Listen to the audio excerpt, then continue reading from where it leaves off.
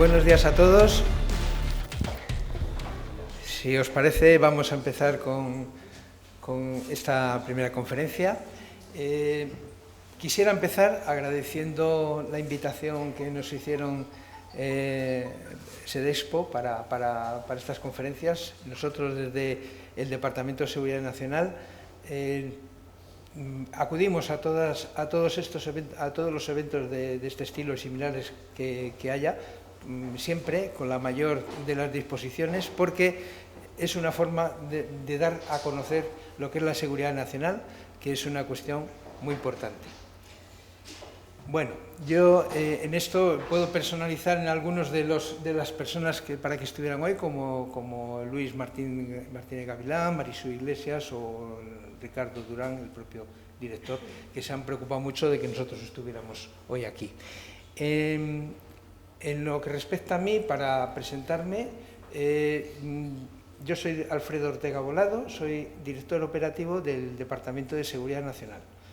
Por encima mío está el general Ballesteros, que seguramente todos conocéis mucho más, porque es un hombre mucho más público que yo, que es director general del departamento.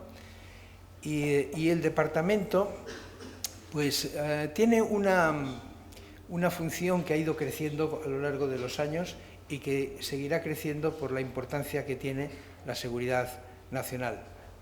Antes nadie hablaba de seguridad nacional ni de crisis.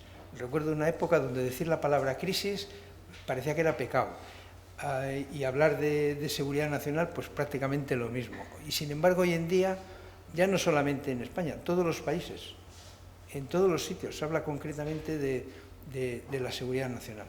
Recientemente, por ejemplo, han aparecido las estrategias de Estados Unidos y de Francia. Estamos hablando de hace una semana. O sea, todo el mundo pone sus estrategias. Hoy yo quiero daros dos charlas. Esta primera es básicamente sobre lo que es el sistema de seguridad nacional, es decir, lo práctico, qué es lo que realmente hay.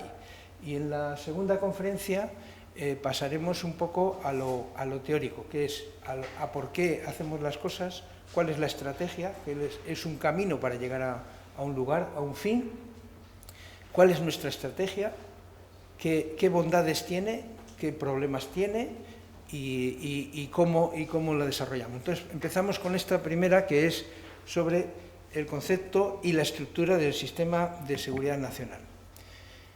Históricamente, la seguridad nacional estaba una dirección antigua que se llamaba la DISC, que a algunos les sonará, que era la Dirección de Infraestructura, Situación y Seguimiento de Crisis, que básicamente su función era intentar hacer la continuidad de la acción del gobierno en caso de una situación muy grave, por ejemplo, como un ataque nuclear. En aquel caso se creó el búnker de la Moncloa, que todos habréis oído hablar, que es donde está ahora mismo el departamento, y esa DISC fue evolucionando hasta que en el año 2012 se creó el Departamento de Seguridad Nacional. El departamento tiene más funciones que la DISC, que luego las iremos viendo. Vamos a empezar haciendo un poco de contexto. El contexto es el mundo que tenemos. Creo que es bastante evidente que la gente que ya tiene una cierta edad, lo que ha pasado en los últimos 30 o 40 años es una auténtica revolución. Es un mundo que ha dado un cambio tremendo en un montón de áreas. Yo la resumiría, por decirlo de alguna forma, prácticamente en dos. Y la más importante para mí es la información. La información es lo que está dando vuelta al mundo. La información fluye por todos los lados, se almacena por todos los sitios, se duplica, la velocidad a la que se transmite aumenta constantemente. Somos auténticamente dependientes de la información. Ahora mismo cualquiera de vosotros, si le quitan el ordenador que tiene en su trabajo, probablemente no sepa ni qué hacer o no sepa cómo hacer las cosas. Es decir, hemos llegado a depender tantísimo de la información que eso impacta absolutamente en todo. En la seguridad, por supuesto, en la seguridad, pero impacta verdaderamente en todo. ¿Qué es lo que sucede con este mundo así tan cambiante, en el que también han aparecido muchísimas otras cosas, pero como las analizaremos más adelante, no voy a incidir mucho? Es un mundo caótico.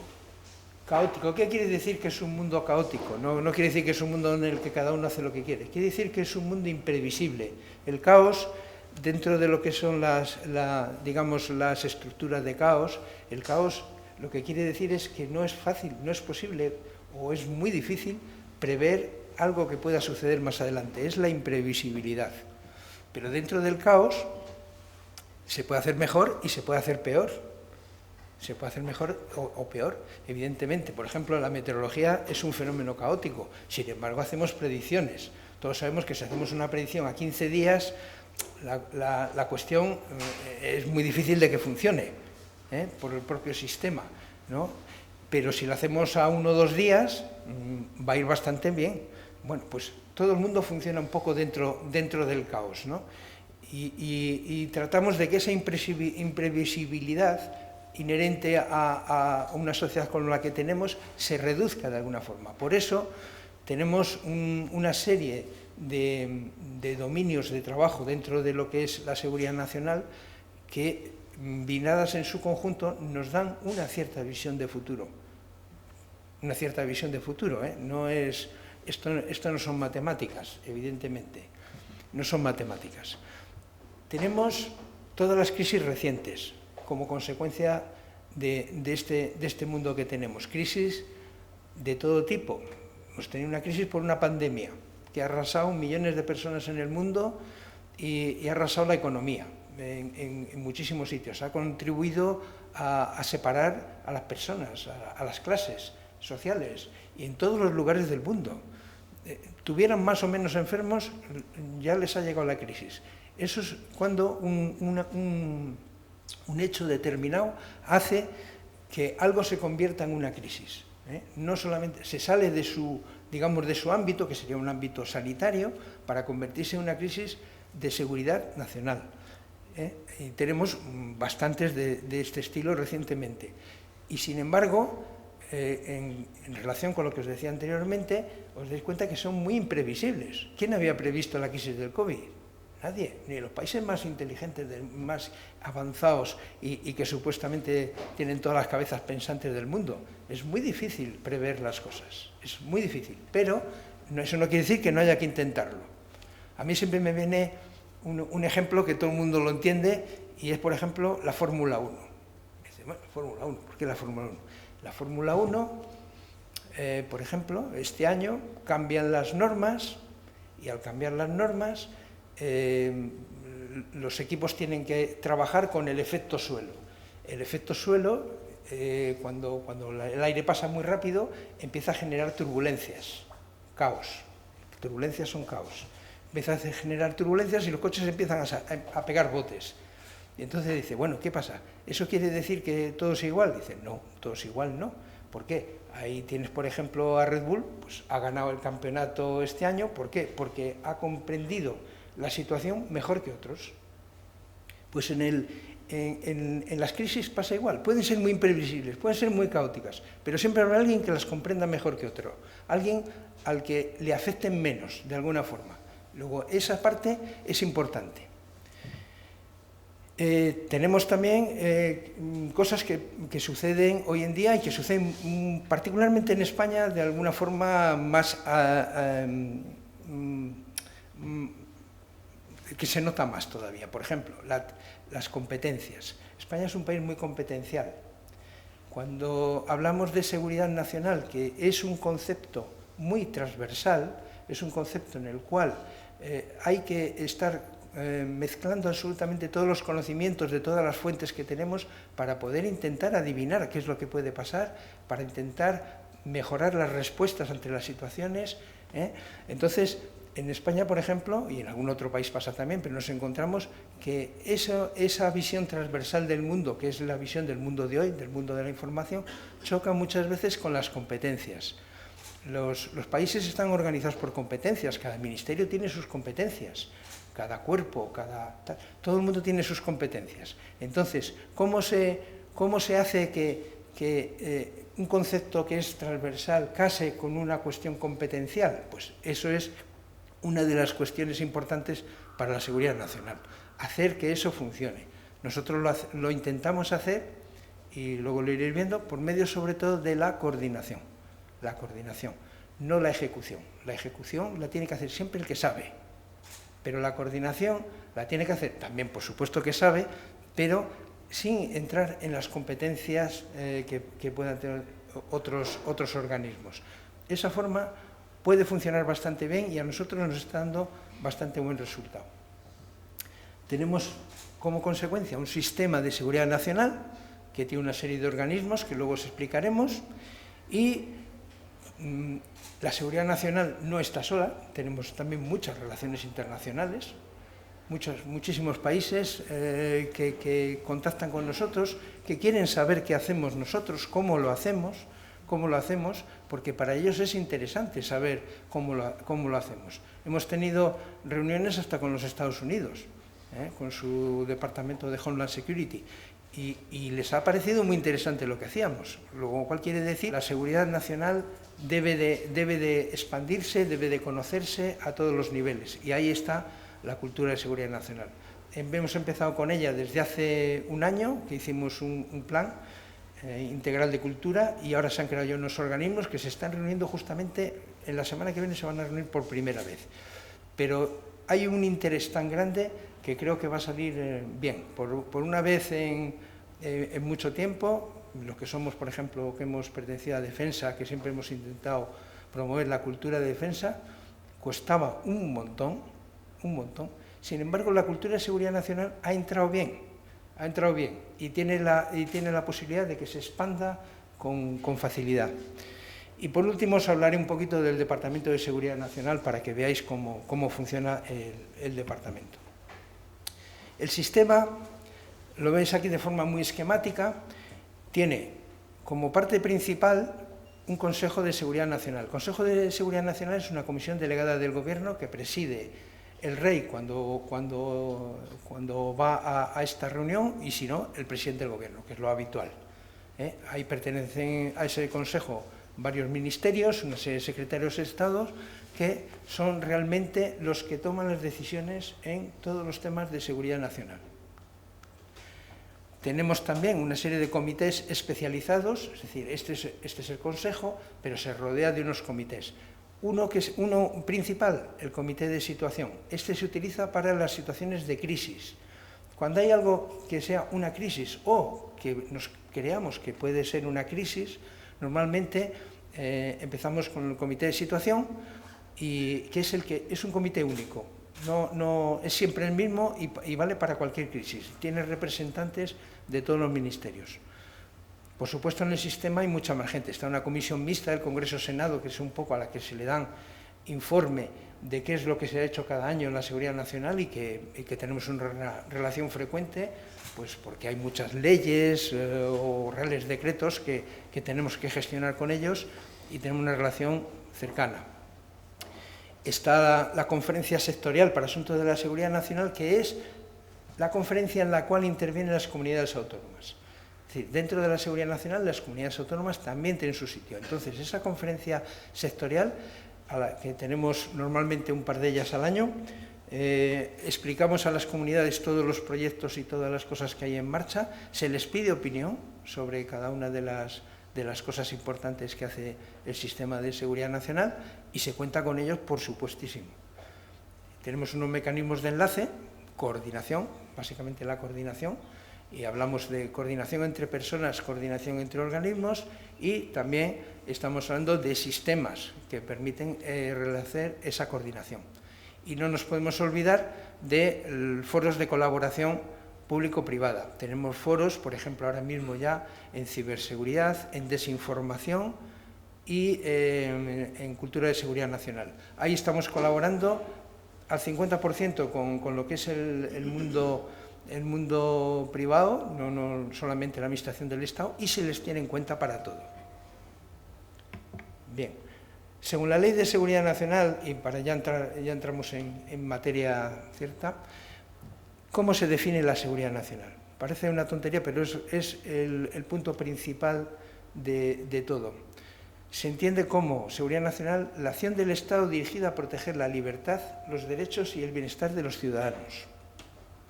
Luego ahí tenemos un primer punto, es decir, la seguridad nacional es para los ciudadanos. El ciudadano está en el centro, en el primer círculo concéntrico de la seguridad nacional. Luego seguimos y dice, a garantizar la defensa de España y sus principios y valores constitucionales. Nuestro segundo círculo, que es un poco el que es más tradicional, la defensa de tu país, de tus instituciones y de tus principios. Y luego una tercera parte, que es contribuir junto a los socios y aliados en la seguridad internacional en el cumplimiento de los compromisos acordados. Evidentemente, ese tercer círculo internacional es muy importante y hoy en día más que nunca. Nada más que estamos viendo lo que ha pasado en la pandemia o lo que está pasando con la guerra de Ucrania, nos damos cuenta de la importancia que es de tener amigos en todos los sitios y de poder colaborar en los que son las cuestiones importantes, que al final son cuestiones de seguridad nacional. Este es el Consejo de Seguridad Nacional.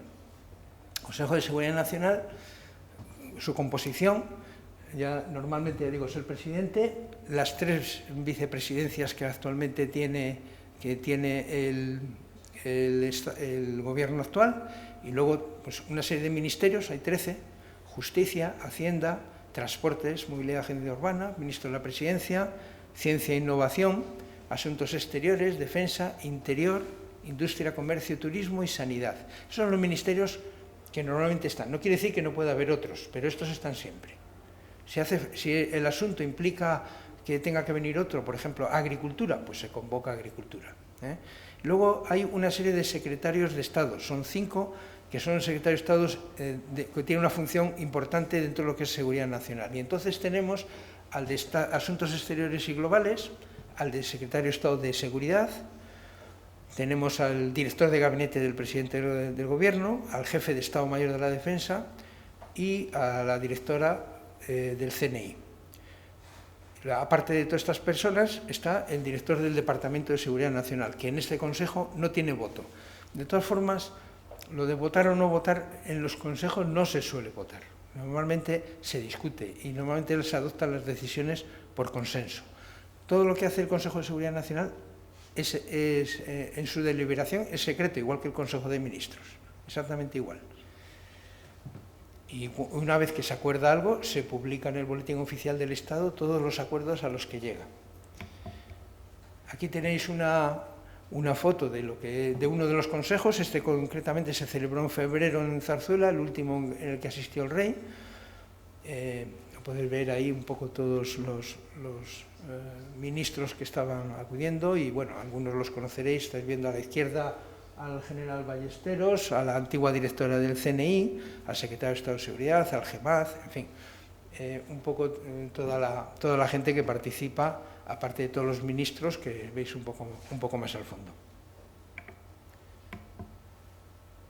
Tenemos el siguiente comité que es importante para la seguridad nacional, es el comité de situación. Cuando hay una crisis, este es el comité que que obligatoriamente gestiona las crisis. Se rodeará de todas las personas que consideren necesarias. Estos, de momento, que veis ahí, son todos los que obligatoriamente forman parte de ese comité de situación.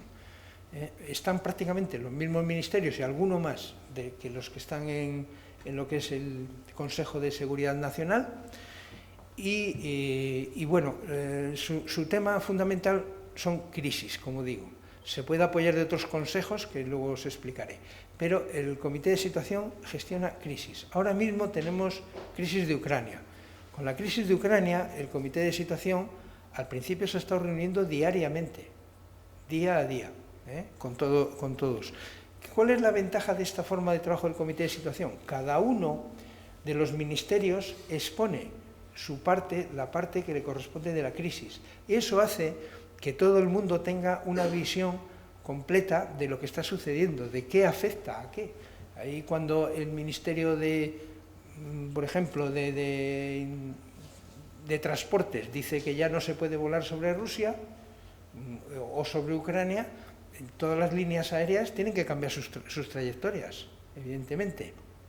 Ya no se puede volar por allí, tiene un impacto económico importante. Si hay unas sanciones a Rusia y nuestras empresas están en Rusia, pues han tenido que cerrar, muchas han tenido que cerrar, han perdido dinero, tiene unas consecuencias importantes todo lo que aquí se decide, ¿no? O sobre el grano, el Ministerio de Agricultura nos da puntualmente cuenta de cuánto grano entra o sale de Ucrania y a dónde va, o el petróleo, o el gas, la energía, en fin. Todo eso se discute dentro del comité de situación, en el tema concreto por ejemplo, de Ucrania, y se tiene una visión general del conflicto. El comité de situación puede crear grupos de trabajo. De hecho, por ejemplo, en esta crisis ucraniana se han creado 5 grupos. No voy a explicarlos todos, pero por ejemplo uno de ellos es el de los refugiados o desplazados, como lo llamamos nosotros, comité de desplazados. Ese comité se ha preocupado de organizar todas las cosas en España para acoger a 150.000 ucranianos. No ha habido ruido prácticamente, es decir, que se ha hecho de una forma bastante bien, porque la sociedad prácticamente no lo ha sentido. Hemos escolarizado a más de 30.000 niños ucranianos, se les ha dado seguridad social, en fin, se les ha tratado muy bien, como conforme a lo que se espera de un país europeo en una circunstancia de este estilo. Pero eso hay que organizarlo, y os puedo decir que ha sido muy difícil, ¿sabes? Entonces se organizan en estos comités una serie de grupos. Otro grupo, por ejemplo, ciberseguridad. ¿Por qué ciberseguridad? Porque lo primero que pensábamos es que iban a aumentar de forma exponencial los ataques cibernéticos, los ciberataques a todas las redes. Y entonces empezamos a organizar todo el tema en grupos de trabajo, de forma que los sistemas de los distintos organismos, sobre todo aquellos que gestionan infraestructuras críticas o la propia administración del Estado, estuvieran lo más protegidos posible. Y se han ido tomando durante un cierto tiempo acciones para que cada vez fuese más difícil el poder atacarlo. Y así hemos creado muchos grupos de sanciones. Las sanciones que la Unión Europea impone a los oligarcas rusos, a los rusos en general, pues esas sanciones hay que hacerlas de alguna forma. Pues tenemos un grupo de sanciones en el que hay hasta registradores de la propiedad, porque se incautan también, o se inmovilizan, no incautan, se inmovilizan propiedades, como pueden ser propiedades inmobiliarias, chalés, casas, etcétera, o incluso barcos o aviones. Todo eso se ha inmovilizado. De hecho, en este grupo de trabajo las inmovilizaciones han llegado a un valor más o menos sobre 1.000 millones de euros. O sea que se les ha hecho un pequeño hueco. En fin, este es el comité de situación, comité fundamental para las crisis. Fundamental. Lleva todas las crisis, coordina todas las acciones que realizan todos los demás y todo lo que puede pasar. Está perfectamente informado, forma sus grupos de trabajo para obtener información de más detalle sobre algunas cosas, y esta es al final la forma de proceder en crisis. Aquí lo veis, el comité de situación está reuniéndose aquí dentro de lo que es el Departamento de Seguridad Nacional. Lo preside el ministro de la Presidencia, en este caso el ministro Félix Bolaños.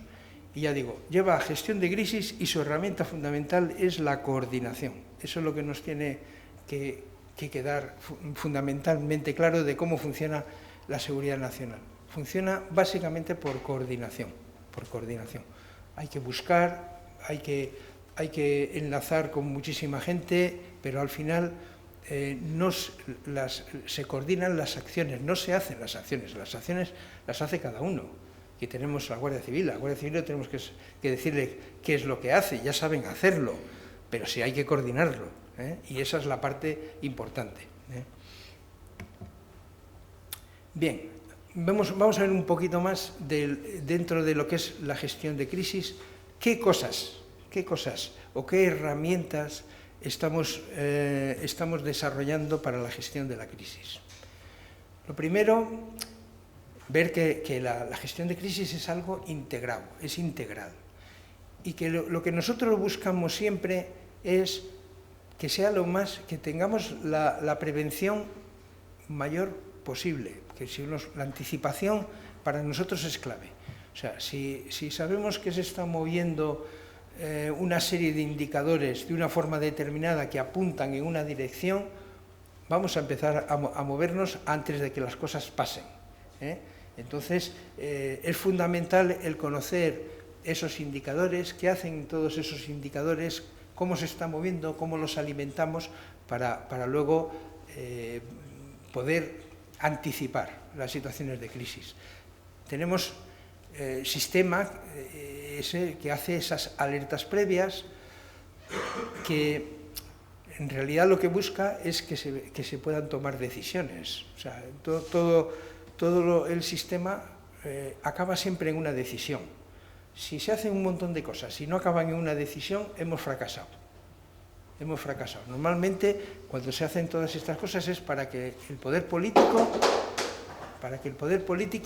acabe tomando una decisión. Y entendemos que siempre sea lo más informada posible. Que tengan datos objetivos, que tengan conocimiento de lo que pase, que haya evidencia si es posible. Y todo eso pues lo metemos ahí para que esa decisión sea lo más acertada, ¿no? ¿Qué tenemos dentro de este modelo integral de gestión de crisis? Pues ahí a la derecha veis una serie de elementos, como puede ser el catálogo de recursos de la Seguridad Nacional. Este es un trabajo que estamos empezando a desarrollar y que es un trabajo muy grande, porque lo que pretendemos ahí es que cuando haya una crisis podamos saber exactamente los recursos que tenemos disponibles para hacerles frente. Eso implica catalogar absolutamente todo lo que pueda servir en las distintas situaciones de seguridad nacional. Como podéis entender, es un trabajo gigantesco, porque hay que meter todos los recursos de todos los ministerios, más todos los recursos de todas las comunidades, más recursos privados también, porque la Ley de Seguridad Nacional, dependiendo de la situación, permite también utilizar recursos privados. O sea, hay que tener un catálogo de todas las cosas importantes para que cuando haya una situación con rapidez podamos saber los recursos más importantes que tenemos para hacerla frente. Aunque parezca que esto es de primero de primaria, dice, bueno, pues esto es lo normal. Es verdad, es lo normal, pero es muy complicado tenerlo todo. Y venimos, como decía antes, de un mundo muy sectorial, en el que cada uno conoce lo que tiene, pero no conoce lo que tiene el de al lado. Entonces, cuando se quiere tomar una decisión de alto nivel, tienes que conocer lo que tiene aquel y el otro. Lo tienes que saber cuáles son sus capacidades, qué puede hacer y qué no puede hacer. También tenemos otro sistema, que es el que os he hablado, de alerta temprana basado en indicadores. Ahí se hacen indicadores de todos los ámbitos de la seguridad nacional. Hablamos de indicadores sobre el terrorismo, indicadores sobre la seguridad aeroespacial, sobre la seguridad marítima, sobre la ciberseguridad, sobre la economía, en fin, un montón de indicadores para saber exactamente la mezcla de todos qué visión nos da. Y este es un sistema que se está desarrollando, lo están intentando desarrollar todos los países del mundo y es de lo más difícil que pueda haber, porque, ya digo, las últimas crisis nadie las ha anticipado. Pero aun con todo hay que estar en ello, porque si no nos ponemos con ello, desde luego no anticiparemos nunca nada. Esto hay que hacerlo. Hay también una creación de una reserva estratégica, que esto viene metido en la Ley de Seguridad Nacional, en la modificación actual que está en el Congreso, que se llama una reserva estratégica basada en capacidades nacionales de producción industrial, o RECAPI. ¿Por qué? Porque después de la pandemia todos nos hemos dado cuenta de todo lo que nos hace falta. Hay cosas que son relativamente sencillas y que no estaban disponibles. ¿Por qué? Porque se han mandado a fabricar a otro sitio donde se fabricaban mucho más fácil. Y luego te das cuenta que esas cosas que aparentemente son sencillas son estratégicas en un momento determinado. Cuando ha pasado la pandemia, y a lo mejor no lo sabéis, pero en ese momento ningún país del mundo te da nada. Cuando todas estas comentarios que ha habido por ahí sobre las mascarillas y toda esa serie de cosas, en fin, la verdad es que al principio no se podían comprar mascarillas en ningún sitio. En España no fabricaba mascarillas nadie. Nadie fabricaba. No es que sea una cosa difícil, pero nadie las fabricaba. O guantes los guantes estos que se utilizan en los hospitales. No había guantes. Y dices, pero vamos a ver si esto es una cosa de... Sí, pero no estaba. No quiere decir que la reserva de la Recapi, de que estoy hablando, sea ahora vamos a dedicarnos a hacer solamente mascarillas y guantes. No, son capacidades industriales. Hay determinadas capacidades industriales que no se pueden perder, que tienen que tener dentro del país un mínimo necesario para mantener el país, la llama ardiendo en un caso de oscuridad. Y es que esto es lo que nos ha sucedido. O sea, que no estamos hablando de nada que no sea importante. Esto va ligado a un concepto que se habla muchísimo hoy en día, que es el concepto de resiliencia. Todo el mundo oye hablar de la resiliencia. Bien, pues la resiliencia no deja de ser más que esa fuerza que tiene el país, esa capacidad que tiene para reponerse, para aguantar o para superar dificultades. La resiliencia en cualquier sistema. Luego también tenemos, dentro de la crisis, el desarrollar las comunicaciones especiales de la Presidencia del Gobierno. Estas son comunicaciones seguras, comunicaciones cifradas, que enlazan a todos los organismos para poder comunicarnos con seguridad. Esto es el Departamento de Seguridad Nacional quien lo lleva y quien lo potencia para que se pueda hacer todo tipo de transmisiones de voz, datos, etcétera. A través de estas comunicaciones, en tiempo de pandemia, por ejemplo, se hicieron los consejos de ministros. O sea, los consejos de ministros tienen carácter secreto y para poder hacerlos tuvimos que utilizar las comunicaciones especiales. Y así el país pudo seguir, digamos, adelante con unas mínimas características de seguridad para las personas. También en el modelo de gestión de crisis integramos o queremos integrar mucho más a las comunidades autónomas en cuanto a los trabajos que pueden hacer para la seguridad nacional, en cuanto a los recursos que pueden proporcionar o que pueden recibir de otros para poder hacer frente a situaciones en el ámbito de su territorio. Y una parte que no es la menos importante es la fusión de la información de seguridad nacional. Se recibe muchísima información, muchísima de muchos sitios. Todos habéis escuchado hablar ahora mismo de la inteligencia artificial y todas estas cosas. Todo eso no dejan de ser elementos que son necesarios para poder extraer la información que circula a raudales por el mundo. Hay muchísima información, pero hay que extraerla. Y hay que extraerla con inteligencia. Entonces, nosotros, para hacernos la idea de lo que está pasando en una cosa, utilizamos tanto las fuentes abiertas, todo lo que circule por Internet, por el mundo, como nuestras propias fuentes. Y entonces, entre la mezcla de estas cosas, pues es cuando podemos llegar a tener unos ciertos conocimientos sobre lo que puede estar pasando o lo que no puede estar pasando en un sitio o en otro. Bueno, son un ejemplo. Hay más cosas que estamos desarrollando para el sistema, pero bueno, es un pequeño ejemplo de las aplicaciones que van. Una foto. Este señor que veis ahí, calvo a la izquierda, este es el secretario de Seguridad Nacional de los Estados Unidos. Nos sorprendió mucho que quisiera venir a ver al DSN y conocer el sistema de seguridad nacional español. No es normal que los americanos, que este señor tiene a su cargo, es la persona que más manda prácticamente dentro de la administración americana, más personas seguro, porque toda la Guardia Nacional, servicios de inteligencia, etcétera, todo dependen de él. Y quiso venir a España para conocer cómo trabajábamos. Eso Para nosotros es importante. Y esto ha pasado más de una ocasión, no ha pasado solamente con él.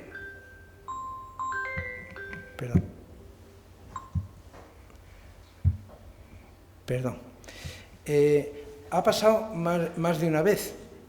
Tenemos muchísima gente de países que vienen a visitarnos constantemente, de Francia, de Hungría, de Canadá, Australia, Reino Unido, etcétera, y Alemania, por ejemplo. Los alemanes particularmente estuvieron muy interesados en nuestro sistema de seguridad nacional y de hecho el presidente del gobierno este año fue para Alemania que le invitaron allí a final del verano, una especie de reunión que tienen todos los ministros alemanes, y le invitaron, entre otras cosas, casi la causa principal fue que les explicase el sistema de seguridad nacional español. O sea que quiero decir que es importante estos aspectos internacionales.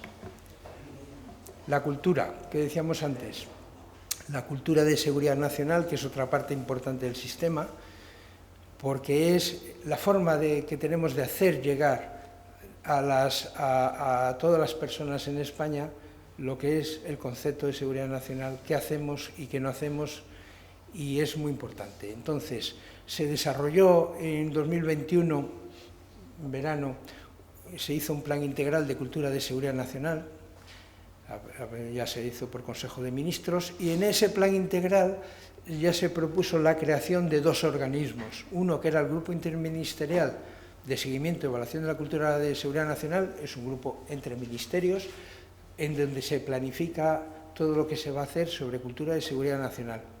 Y luego uno que es público-privado, es decir, de hecho hay como 1/3 de personal de la Administración y 2/3 de personal privado, por ejemplo, yo que sé, asociaciones de padres de alumnos. Perdón.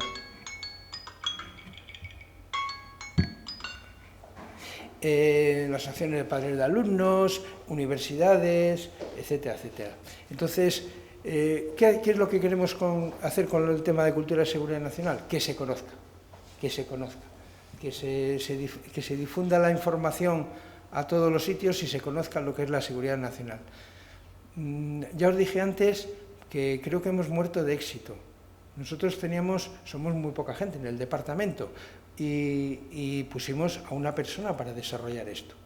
Una persona, no podemos poner mucho más. Bueno, pues no sé cuánta gente tendremos que poner ahora para llevar esto adelante, pero bastantes. Digamos que las iniciativas que hay por parte de todos los ministerios son tantas que una persona ya no puede llevarlas a cabo. Aquí, por ejemplo, os traigo un pequeño libro que este es el balance de actividades de la cultura de seguridad nacional. Entonces, cada ministerio nos dice exactamente todo lo que ha hecho en favor de la cultura de seguridad nacional. Y son un montón de cosas. Entonces, todas estas actividades van a más, van a mucho más, y han entrado muy bien, y van a llegar desde el nivel más bajo, que son nuestros hijos o nuestros nietos, ya en mi caso, que tenemos ahí a los chicos que ya vayan conociendo estas cosas desde el principio, porque la seguridad nacional es una cuestión de todos, no estamos hablando como en otras épocas de la defensa y tal. La seguridad nacional implica muchas cosas. El que la gente se quede sin trabajo es un problema de seguridad nacional también. Entonces, ese concepto amplio en el que entran tantas cosas, pues es importante que la gente lo conozca, que la gente participe y que dé su opinión y quiera hacer cosas para que esto vaya adelante y funcione. Y creo que va a funcionar muy bien. O sea, particularmente creo que esta es de las cosas que va a funcionar. Para finalizar, os explico lo que es el Departamento de Seguridad Nacional, mi departamento, y viendo un poco su organización, os daréis cuenta un poco de cuál es el trabajo que realizamos. Tiene una serie de funciones asignadas por la ley y por un Real Decreto. La Ley de Seguridad Nacional nos nos asigna la función de Secretaría Técnica y órgano de trabajo permanente del Consejo y de todos sus órganos de apoyo. Ahora mismo, entre consejos, comités, órganos de apoyo, grupos de trabajo, etcétera, etcétera, podemos tener del orden de 40. Y nosotros somos la secretaría de todos. Como podéis pensar, eso es un trabajo inmenso, pero es lo que hace que el sistema fluya, mantener esa secretaría técnica de todos. Y luego tenemos unas funciones que son más estructurales, que son las que nos da la presidencia del Gobierno. Mantener en funcionamiento el centro de situación. El centro de situación es el conocido búnker de la Moncloa, donde están todos los elementos necesarios para hacer la seguridad nacional, y es un búnker que tiene capacidades NRBQ y que en caso de un ataque nuclear o una crisis sin que haya ataque nuclear, pues es el que se puede activar para que el Gobierno continúe ejerciendo su acción. Para que si tira una bomba nuclear, pues ahí tendremos que meter a las autoridades del Estado para que desde allí puedan seguir gobernando el país. Es una función muy importante. Tenemos también todas las funciones que hemos visto de seguimiento y de gestión de crisis. Tenemos gente que está apoyando constantemente a ese comité de situación que hemos visto antes para poder ayudarle en todo lo que es la colección de información, etcétera, etcétera, para la gestión de la crisis. Tenemos también lo que es desarrollar e integrar el sistema de seguridad nacional. Ahí van todas las aplicaciones que hemos visto anteriormente, que van a ir corriendo sobre los servidores que tenemos allí, que van a ejecutarse en todos los sitios, para que todo el mundo pueda colaborar con su información y recibir a su vez una información, digamos, de mayor nivel. Así, todos los ministerios, delegaciones de gobierno, etcétera, etcétera, comunidades autónomas y muchos centros que están unidos al sistema, pues envían y reciben una información de seguridad nacional que es fundamental, es la sangre del sistema. Y luego también tenemos la función de gestionar las comunicaciones especiales.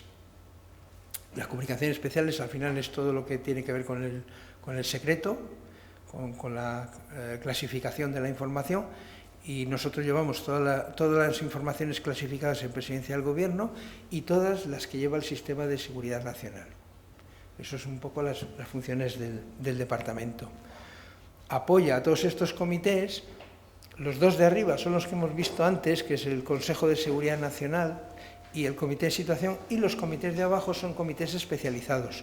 No hay comités para todos los ámbitos de la seguridad nacional, pero tenemos ya 7 creados.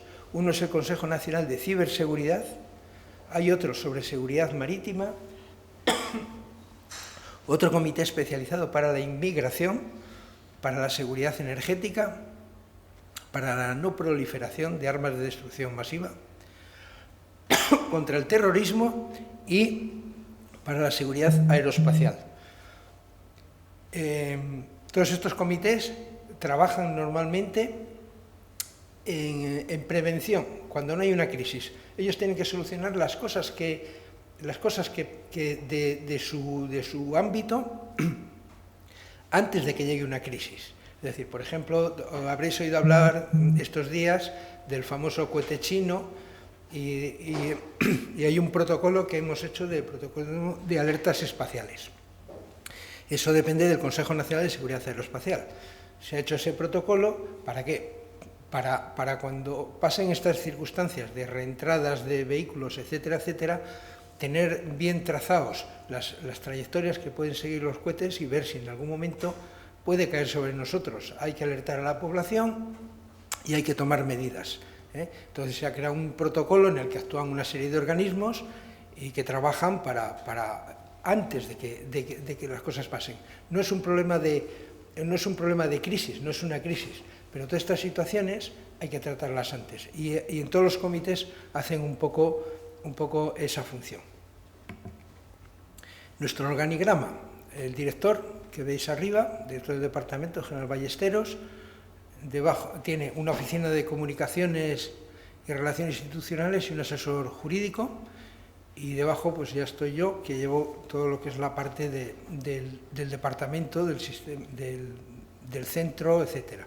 Entonces ahí llevamos la documentación y el registro de toda la información clasificada de todo Moncloa, todo lo que llega a Moncloa, al presidente, a cualquier ministerio. Tenemos una parte central que es un poco a lo que nos dedicamos y los títulos os dicen bastante. Hay una unidad de seguimiento y alerta que cada vez que sucede alguna cosa importante en el mundo manda una alerta por SMS que le llega a todos los miembros del Consejo de Seguridad Nacional y algunos otros lugares más. No es una cosa muy importante, sí, pero es una cosa que está comprobada. Todo lo que se manda desde esta unidad tiene que estar comprobada. Probablemente la prensa es mucho más rápida, pero lo que dice la unidad de seguimiento y de alerta es algo que está comprobado, que se ha comprobado con una fuente de confianza, siempre. Tenemos una unidad de gestión de crisis y ejercicios que apoya a ese comité de situación en todo lo que es la gestión de crisis, y también dentro de esta unidad se puede hacer una célula de coordinación, que es como un elemento previo a la convocatoria de un comité de situación. Tenemos una unidad de planeamiento político estratégico que se dedica básicamente a todo lo que son estrategias, informes anuales de seguridad del departamento, en fin, una serie de documentos que hace el departamento. Tenemos análisis. Cada vez que pasa también alguna cosa que consideramos importante, pues se hace una nota de análisis que se eleva hacia las autoridades, al presidente algunas veces, a la dirección de gabinete, en fin. ¿Por qué? Porque cuando hay algo que consideramos importante y nosotros tenemos mucha información de muchos sitios, pues le mandamos una nota. Las notas para los políticos, pues si no lo sabéis, tienen que ser muy breves. Por una cara, un folio por las dos caras máximo. Si puede ser una cara, mejor. Es así. No se les puede mandar excesiva cantidad de información o una información muy detallada, porque eso no sirve, es inútil. Es inútil. Son muchísimos asuntos, muchísimos temas, muchísimas cosas. Lo que se mande tiene que ser siempre muy claro, muy concreto, muy conciso, bien explicado. Es un pequeño arte el hacer notas que entren en un folio. Lo digo porque si alguna vez lo intentáis, veréis que no es fácil. Y luego tenemos una unidad que lleva toda la parte de ciberseguridad y desinformación. Esta unidad de ciberseguridad y desinformación es un poco la que a nivel nacional coordina a todos los grandes organismos que hay en el Estado para la ciberseguridad y desinformación, tanto públicos como privados. La coordinación obligatoria es con los públicos, con la administración pública, evidentemente, pero también tenemos un foro nacional de ciberseguridad y de desinformación que se va a crear enseguida para contactar, digamos, con los estamentos públicos. Nosotros recibimos mucha información de la parte pública, no solo de la parte privada, perdón, del Estado, no solo de la parte pública, y son muy colaboradores. En estas dos áreas son especialmente colaboradoras. Luego tenemos algunos grupos de trabajo, por ejemplo, cuando pasa alguna cosa importante. En fin, imaginémonos, por ejemplo, que ha habido un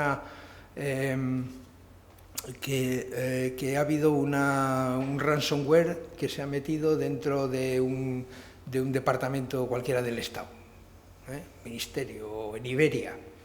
Pues nos lo dicen rápidamente, nosotros convocamos lo que se llama el Consejo Permanente de Ciberseguridad con los elementos de más alto nivel del Estado, como puede ser el CNI o el INCIBE, y los juntamos rápidamente para poder tomar decisiones al respecto de lo que haya pasado, antes de que la cosa vaya más. Hay que coordinar las acciones lo antes posible.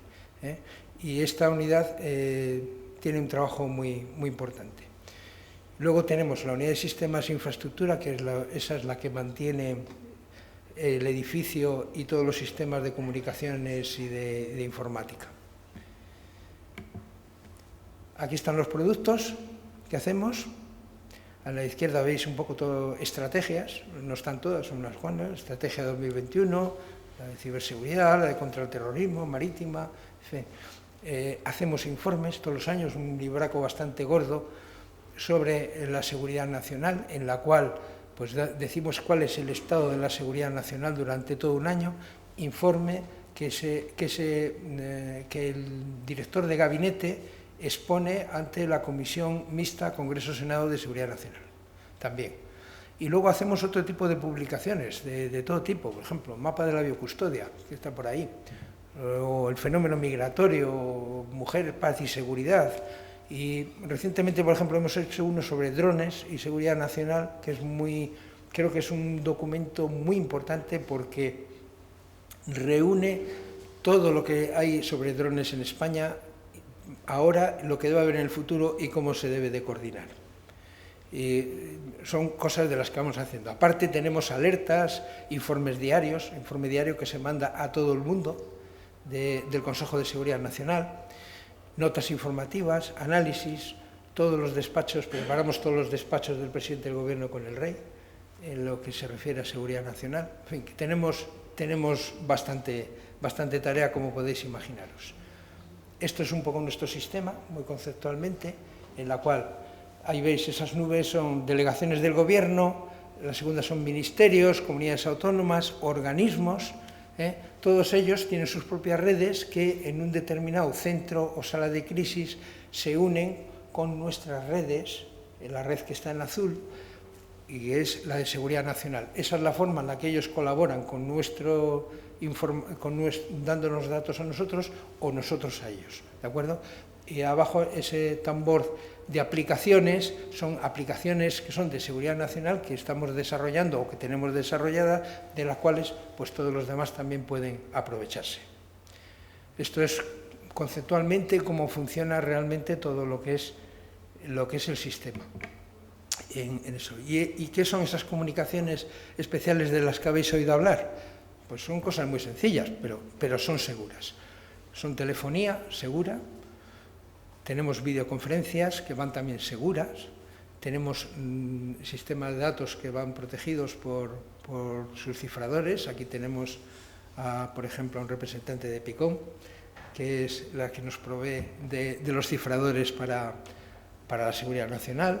Tenemos aplicaciones compartidas. Bueno, pues estos datos están en todos los lados, Los ministros en su despacho tienen encima de la mesa un videoteléfono con un cifrador para poder mantener videoconferencias seguras o conversaciones seguras con todas las autoridades importantes del Estado. Luego, todo esto funciona sobre distinto tipo de redes y son un poco lo que realmente constituye la sangre del sistema de seguridad nacional. En fin, espero que con lo que os he hablado habéis cogido una idea de lo que es el sistema de seguridad nacional. Luego, en la siguiente conferencia, los que todavía tengáis paciencia para aguantar, veremos lo que es la estrategia de seguridad nacional. Es un tema más bonito. Pero he querido empezar por el más árido. ¿Por qué? Porque el tema de saber lo que tenemos da mucho la idea de lo que podemos hacer, porque si no empezamos a contar cosas maravillosas y luego nadie se cree que hagamos nada, ¿no? No, efectivamente hacemos cosas, hacemos bastantes cosas, queremos hacer muchas más cosas y debemos hacerlas, y es un trabajo de coordinación que tiene que ser desarrollado constantemente. Esto no va a parar nunca. Ahí en todo esto veis un poco todos los lugares que tenemos en Internet y que podéis entrar tranquilamente en cualquiera de ellos, son todos libres y viene mucha información de cosas que hace el departamento y de cosas que hace la seguridad nacional. Y eso es todo por mi parte. Yo espero que ahora me hagáis las preguntas que consideréis oportunas, a las cuales os voy a responder con toda la sinceridad posible.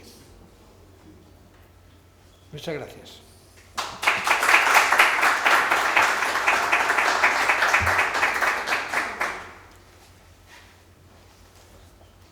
Preguntas, inquietudes. Con respecto a la anticipación de escenarios, decía que el COVID no se podía haber anticipado.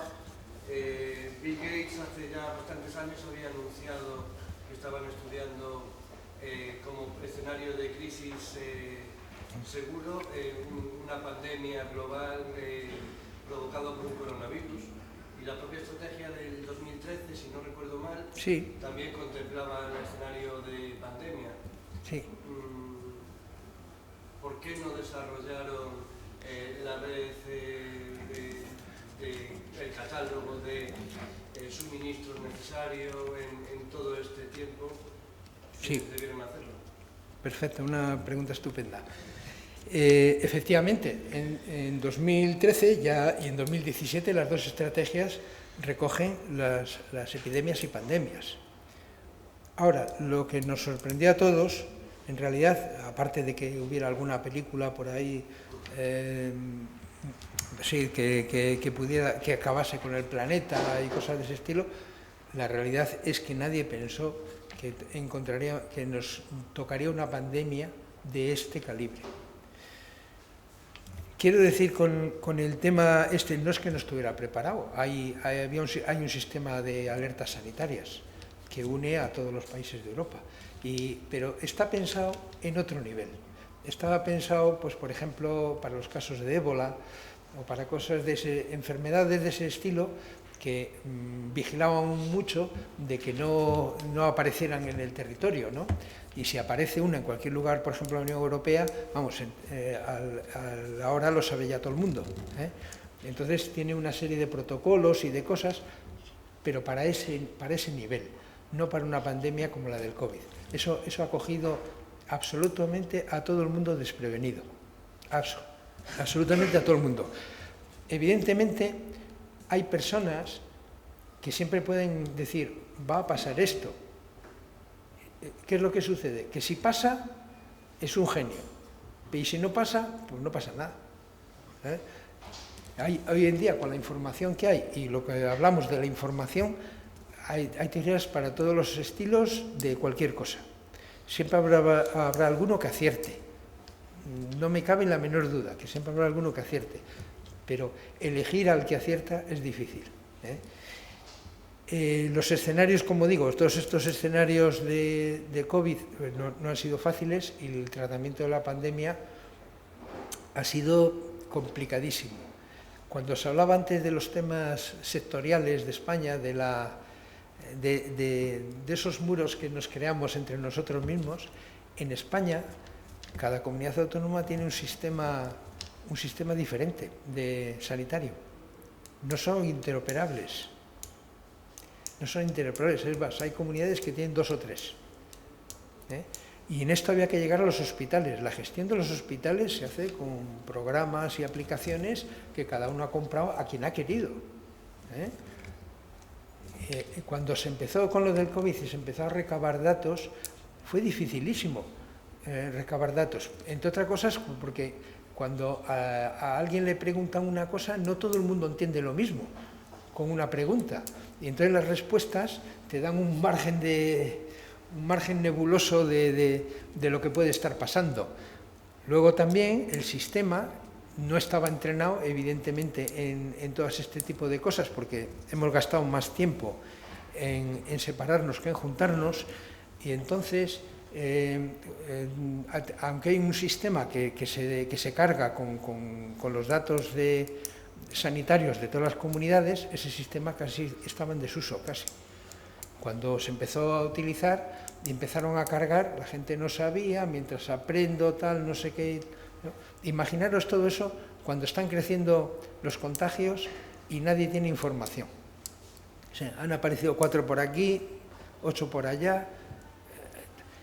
El gobierno acabó tomando una decisión de cerrar el país cuando realmente no había, confirmaos, no había mucha gente. ¿Qué es lo que pasa? Que todos ya nos teníamos la mosca en la oreja, no había formas de detección, sabíamos todos de que había muchísimos más, pero no estaban en ningún lugar, el sistema no los detectaba.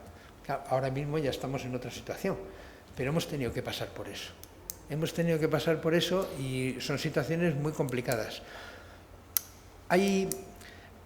no es que yo quiera defender la gestión del COVID ni ninguna cosa de esas. Eso es una cuestión, cada uno lo juzgará por sí. Lo que sí digo es que normalmente nosotros somos uno de esos países, de los muchos que hay por ahí, que tiene unos magníficos analistas de lo que ya ha pasado. ¿Sabes? Lo que hay que tener es analistas de lo que viene, no de lo que ha pasado. Y eso es muy importante, y no solamente para este tema, para cualquier tipo de crisis. Porque la gente ahora mismo, por ejemplo, habla de la energía o de otra serie de cosas, pero analiza cuando ya ha pasado. No, hay que analizarlo antes, ¿sabes? Decisiones son antes, entonces se puede uno equivocar. Y ahí hay que ser valiente para tomar decisiones. Normalmente los políticos toman decisiones un poco teniendo delante la niebla, o sea, no saben si hay un agujero donde van a pisar, Entonces no es fácil.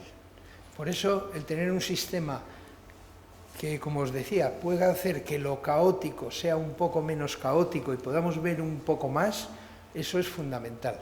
Eso marca la diferencia. No sé si he respondido más o menos a tu pregunta. Perdona, creo que estaba Ana primero y después tú, como quieras. Buenos días. Juan Senda Horta, de SENER.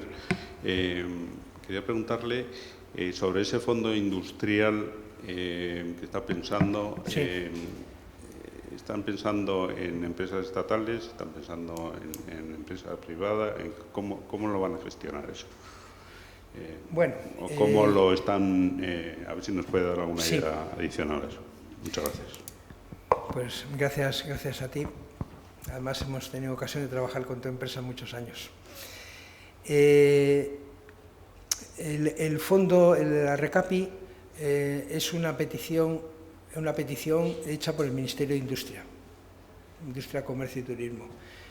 Actualmente tiene concedido una cantidad ya de los fondos de recuperación europeos, el Fondo de Transformación, Recuperación y Resiliencia, ya tienen una cantidad para empezar, para crear ese concepto de lo que va realmente a ser la RECAPI, qué tiene que abarcar, que tengan que ponerse a pensar sobre lo que tiene que abarcar. Creo que van un pelín retrasados, deberían de haber empezado hace ya casi en verano, pero van un poco retrasados, porque a todo el mundo le come el día a día, evidentemente, pero están con eso. La idea es identificar todas las industrias clave, todas las tecnologías clave y hacer sobre ese tipo de industrias y tecnologías que se identifiquen como clave, ver qué es lo que se les va a pedir y cómo se les va después a compensar para que mantengan una capacidad, aunque estén una capacidad de algo que a lo mejor no están produciendo. Eso es un poco la idea de la RECAPI y cómo lo tienen que ir desarrollando. Ya digo, creo que van un pelín retrasados ahora mismo. Gracias a ti. Buenos días, soy Ana Páramo y soy profesional autónoma en materia de inteligencia corporativa. Y mi pregunta es, primero, el agradecimiento por su ponencia, y mi pregunta es la siguiente.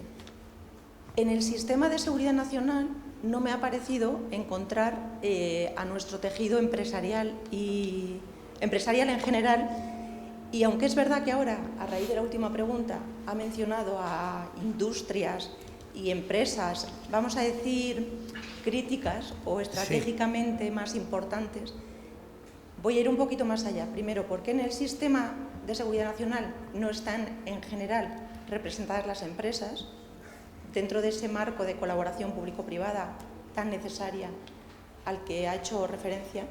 Y la segunda cuestión, dentro de esa colaboración público-privada con empresas, ¿dónde están las pymes? Que quizá no tengan unos sectores tan estratégicos, pero de cuya bonanza económica dependemos todos los españoles. Muchísimas gracias. Y, por tanto, la seguridad nacional. Muy bien, muchas gracias.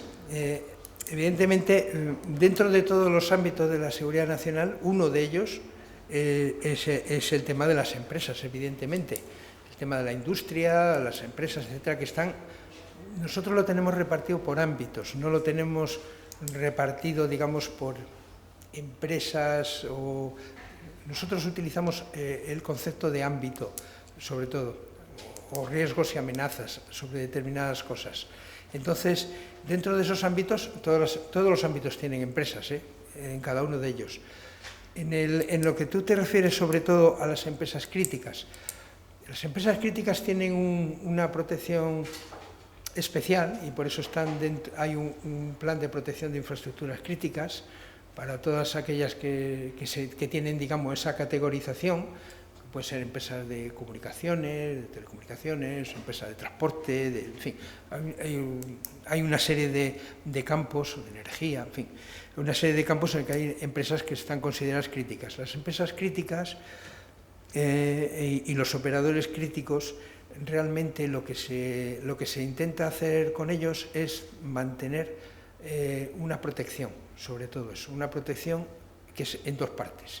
La protección de la propia infraestructura, que normalmente lo hace las fuerzas y cuerpos de seguridad del Estado, y luego está la protección de lo que producen, que son dos partes diferentes. Entonces, la idea fundamental es producir lo que producen, proteger lo que producen, y la segunda parte es proteger físicamente a la propia infraestructura.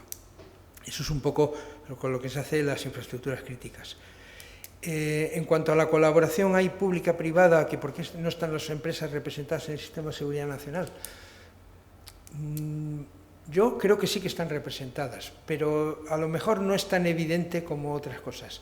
Yo puedo decir que prácticamente todas las semanas tenemos alguna reunión con alguna empresa en Seguridad Nacional, prácticamente todas las semanas, con empresas más importantes y menos importantes, no es que hagamos distingos por decir, no, es que solamente vamos a atender a las importantes, no, atendemos prácticamente a todas, y somos muy receptivos hacia eso porque hay muchas tecnologías importantes que están en manos de empresas pequeñas, y esas hay que cuidarlas también. Hay empresas que son muy críticas siendo muy pequeñas, eso es muy importante. Y ya digo, mantenemos relación con casi todas, con algunas grandes. Puedo deciros así que incluso empresas chinas nos piden reuniones para saber qué va a ser de ellos, qué va a ser de ellos. O sea, quiero decir que el mundo de la empresa no está alejado de la seguridad nacional, muy al contrario, está muy presente. Y la parte que queríamos desarrollar, que ya no es las empresas como sí, que ya para eso ya hay una serie de ministerios, nosotros lo que queremos desarrollar es la parte que más compete a la seguridad nacional, la que más toca a la seguridad nacional. Entonces no es el mismo foro que pueda haber para otros áreas de la seguridad nacional, entre otras cosas porque las empresas también se hacen competencia entre ellas. O sea, no podemos, por ejemplo, si mandamos a un foro de desinformación, podemos juntar a periodistas de izquierda, de derecha, de extrema izquierda y tal, y que todo el mundo diga lo que quiera, y no pasa nada. Pero no podemos juntar a las empresas de la misma forma. Entonces, bueno, importante dentro del tema empresarial, pues esas reuniones que tenemos que son muy importantes, y luego también el cuidar mucho de nuestro tejido empresarial y que puedan proporcionar recursos para esas capacidades estratégicas que hablábamos de producción industrial que son muy importantes. ¿Vale? Hola, buenos días. Gracias por permitirme hacer la pregunta. Yo soy Jorge Gómez, CEO de HSI Intelligence, precisamente una empresa privada de inteligencia. Yo le haría la pregunta haciendo una pequeña exposición. Como usted representa al Departamento de Seguridad Nacional, en ningún lado hay seguridad sin inteligencia, ni inteligencia sin seguridad. Parece que cuando exponemos este tipo de, que yo le agradezco la posición y creo que es una idea brillante y un trabajo brillante el que hacen, pero parece que en España diseñamos organismos como si fuéramos americanos y tuviéramos 60.000 multinacionales. Y lo que tenemos es un 97% o más de pymes. Cuando la pandemia, que usted la mencionó, lo que necesitábamos eran mascarillas y ninguna gran empresa nos sacó de eso. Nos sacaron las pymes. A día de hoy la gestión es tal que todavía a día de hoy no sabemos el número de víctimas, lo cual indica que, bueno, no fuimos por buen camino. Pero en el ámbito de la seguridad y de la inteligencia hay un proceso creciente que es el de la privatización de servicios. La seguridad privada crece día a día porque las amenazas crecen y el ámbito del Estado no puede cubrirlas todas, y con la inteligencia ocurre lo mismo. Crecen las necesidades de empresas que no son estratégicas por volumen, pero que necesitan del apoyo de inteligencia.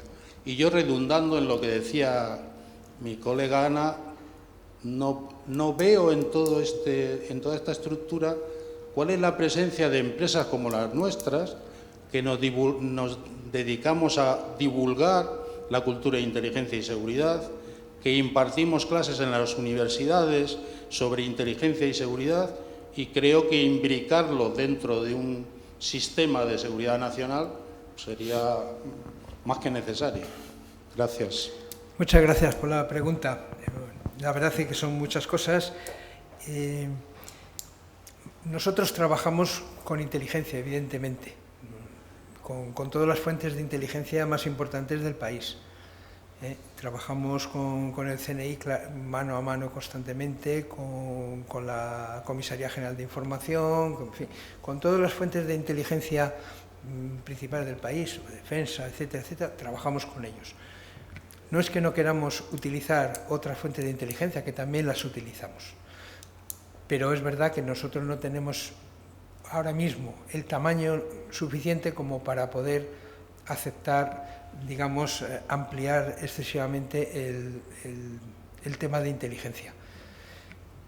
Nosotros estamos al final de la cadena, de alguna forma, y eso es importante. Es decir, todas las pymes, etcétera, y tal, que tienen que colaborar con elementos que se dedican a hacer inteligencia, a veces en otros niveles, como puede ser, yo sé, el CNI, o como puede ser inteligencia en defensa, o inteligencia en otros, en la Guardia Civil o en la Policía Nacional.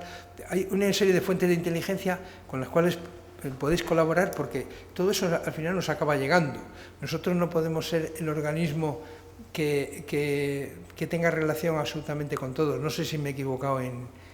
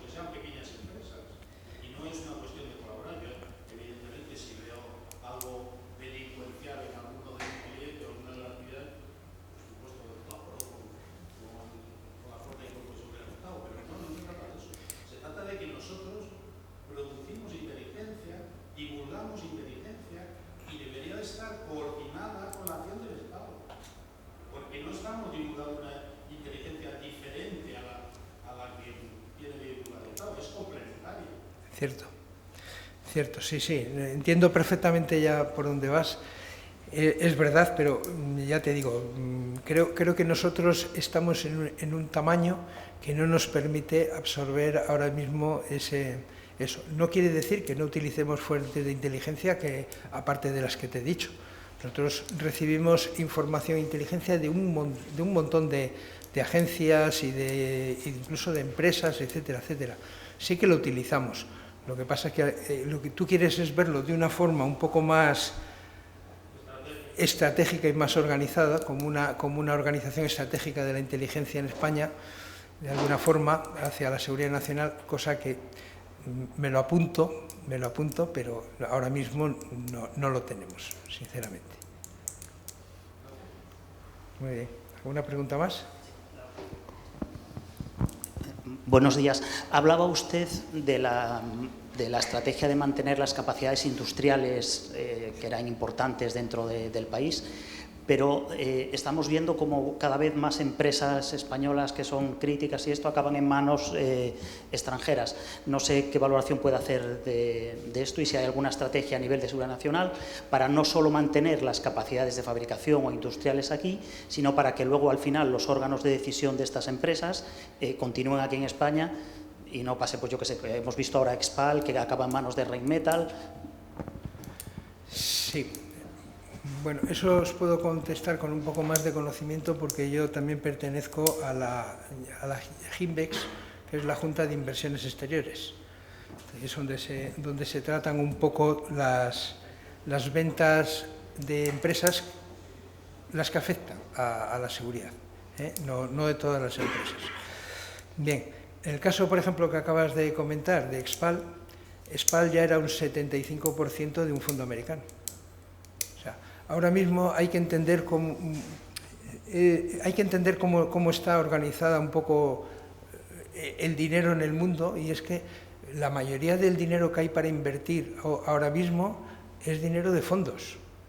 Dinero de fondos. Cada vez que se hace una compra de una empresa española, con todo su intrincado sistema de cómo está distribuido sus acciones, etcétera, etcétera. Cada vez que se hace una compra de eso por una empresa, normalmente suele ser un fondo o un fondo que compra a través de una sociedad interpuesta justamente para hacer una compra. Nosotros investigamos quién es el que está el último detrás de la compra y vigilamos determinadas cosas. Por ejemplo, se vigila mucho aquellas empresas que puedan proporcionar una transferencia tecnológica importante. O vigilamos mucho aquellas que proporcionen algún elemento importante para los ciudadanos, por ejemplo, energía, ¿no? Y entonces, ¿qué es lo que se hace? Pues se colocan límites,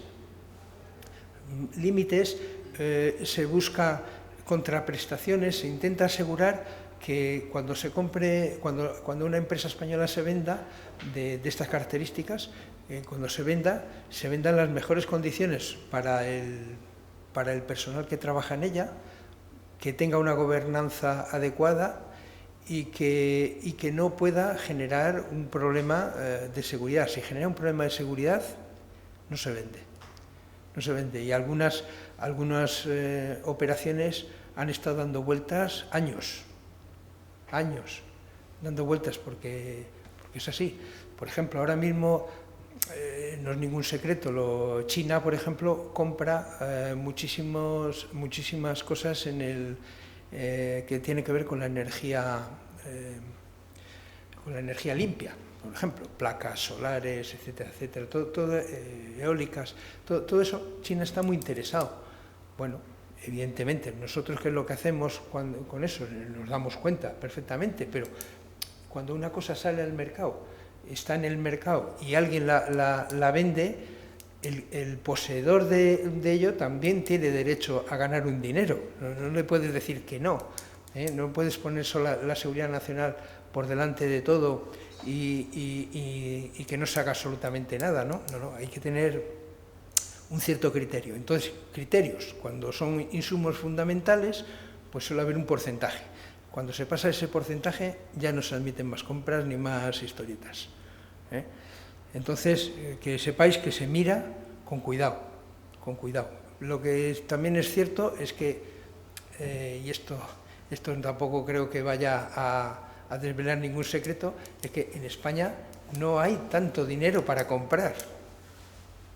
Cuando hay empresas que salen a la venta, empresas que pueden ser importantes, no hay tanto dinero. Y entonces, los que verdaderamente tienen dinero ahora mismo en el mundo son los fondos de inversión.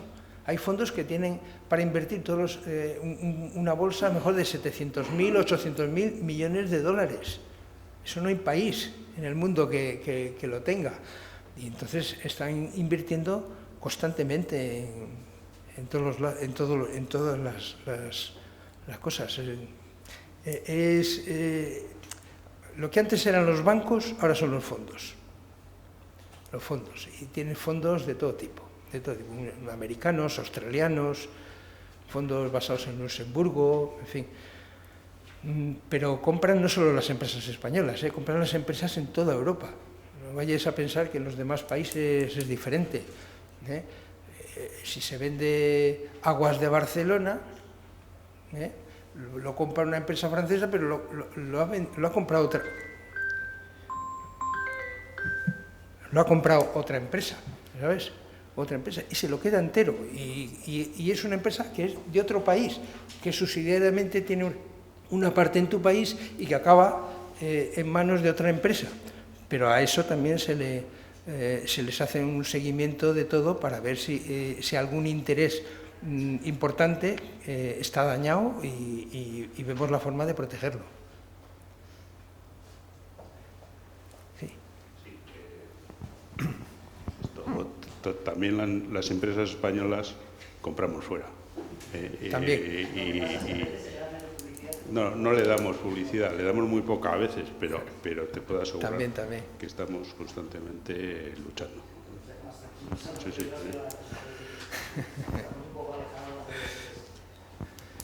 Muy bien. Una última pregunta o dos últimas. Vale. Hola, soy Iván García, soy criminólogo y estoy investigando sobre la aplicación de inteligencias artificiales en la protección de infraestructuras críticas y quería saber cuál es el grado de implantación de esta tecnología, ¿no?, de las inteligencias artificiales en lo que es el Departamento de Seguridad. Vale, pues hasta ahora no tenemos todavía no tenemos nada hecho todavía con inteligencia artificial. Pero ya lo estamos pensando. Ya hemos visto algunas que otras empresas en algunos ámbitos que nos pueden ayudar con la inteligencia artificial para la seguridad nacional. O sea, en lo que es el desarrollo del sistema que vamos a hacer ahora nuevo de aplicaciones, etcétera, ahí sí vamos a tener, vamos a meter inteligencia artificial. ¿Y en qué plazo más o menos? Estamos hablando en los próximos 2 años. Última pregunta allí. Gracias. Es una pregunta en relación con las empresas privadas. Con mi experiencia de lucha antiblanqueo en el sector público, ahora trabajo en el sector privado, yo me doy la importancia, conozco y veo la importancia de los compliance officers en las oficiales de cumplimiento, ¿no? Se dice, en las empresas privadas y intento explicarles a estos oficiales de cumplimiento de estas empresas privadas la importancia de hacer unas buenas investigaciones con las entradas de los clientes, se llama la primera relación, que los que sean clientes, personas privadas o entidades del sector, de diferentes sectores, ¿no? Intento explicarles la importancia.